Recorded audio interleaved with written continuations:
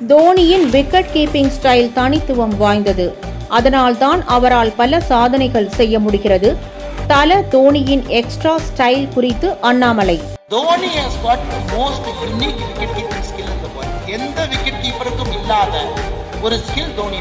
அதனால அது ஒரு பேஸ் ஆகுது. அது பேஸா இருக்கிறதுனால அதை வைத்து அவர் வெற்றி நோக்கி போறார். என்ன பேஸ்? எத்தனை பேர் தோனியினுடைய விக்கெட் கீப்பிங்க பாப்பீங்கன்னு தெரியல. நார்மலா இது ஸ்டெம்ப். ஒரு விக்கெட் கீப்பர் எங்க நிப்பாங்கன்னா இங்க நிப்பாங்க, ஸ்டெம்புக்கு பின்னாடி. சோ பால் வரும் பொழுது நீங்க பாலை கலெக்ட் பண்ணி ஸ்டெம்பை நோக்கி போவீங்க. இது நார்மல் விக்கெட் கீப்பர். உலகத்தினுடைய ஜாம்பவான் அயன் ஹீலி, ஆடம் கில்கிறிஸ்ட், நம்மகிட்ட சையத் கிர்மானி எல்லாரும் பாத்தீங்கன்னா பின்னாடி இருப்பாங்க. Great keepers. பாலை ரிசீவ் பண்ணி போவாங்க. ஆனா தோனியினுடைய கை எங்க இருக்குன்னு பாத்திருக்கீங்களா? பின்னாடி இருக்காது கை. தோனியினுடைய கை இங்க இருக்கும். தோனி பின்னாடி நிக்கிறதுக்கு பதிலா ஸ்டெம்புக்கு ஜஸ்ட் சைடுல அவருடைய கை. தோனியினுடைய வேலை என்னன்னா பாலை கலெக்ட் பண்ணுவாரு, இப்படி போவார். மிச்ச விக்கெட் கீப்பர் இப்படி போவார்.